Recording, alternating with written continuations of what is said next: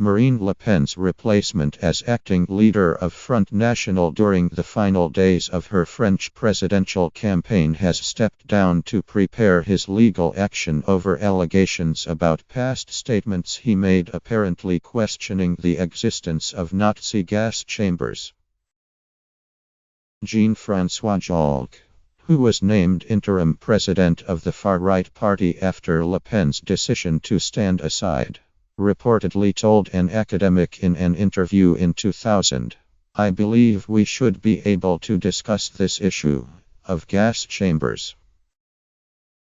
In comments unearthed by a journalist at La Croix newspaper and republished in Le Monde, Jalkh, NMEP, argued he was not a Holocaust denier but had spoken to a chemistry expert about Zyklon B, which was used in the extermination chambers. "I consider that from a technical standpoint it is impossible, and I stress, impossible to use it in mass exterminations. Why? Because you need several days to decontaminate a space where Zyklon B has been used." On Friday, Front National member Louis Elliott said Jalkh would not take up his post. Jalkh, wants to defend himself. And he will be filing a legal complaint because he feels his honor has been attacked.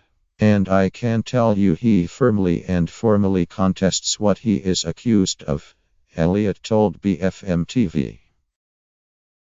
Steve Bria, another of the party's 4 vice presidents, would take Jalkh's place, Elliott said. The incident has revived accusations of denialist tendencies in Front National. Le Pen has tried to quash since taking over as leader in 2011, and undertaking a major public relations effort to detoxify the party, and rid it of its jackbooted, anti-Semitic overtones. Le Pen's father, Jean-Marie, SNF founder, has repeatedly been convicted for hate speech and contesting crimes against humanity, including for describing the gas chambers as a detail of history, and the Nazi occupation as not particularly inhumane. In the interview, Jalkh also praised the rigor of the arguments used by Robert Faurisson, a Holocaust denier and former academic convicted of contesting crimes against humanity after questioning the systematic killing of Jews with gas during the Second World War. Jalkh replaced Marine Le Pen as the party's president after she stepped aside from the role on Monday in an attempt to broaden her appeal to non-FN voters and concentrate on running her campaign for the second round of the presidential election. Jalkh told Le Monde earlier this week he had no recollection of the interview. "It's the first time I've heard of this rubbish," he said. "I have no memory of this. I may have given an interview, but these are not my preferred subjects." He added, "It's possible that I saw these people in 2000. But I can see students who show up wanting to talk about Zyklon B coming. I'm no FN beginner. I've been here since 1974. I challenge anyone to say they've heard me talk about these matters." Jalkh's nomination showed Front National still had issues of democratic hygiene to deal with, said Richard Ferrand, the campaign manager for Le Pen's second-round rival, the independent centrist Emmanuel Macron, before Jalkh stepped down. Marine Le Pen has had herself replaced by someone who resembles her, who has sectarian ideas, divisive ideas, Ferrand said on French television, adding that Jalkh's acting presidency of the party should be terminated.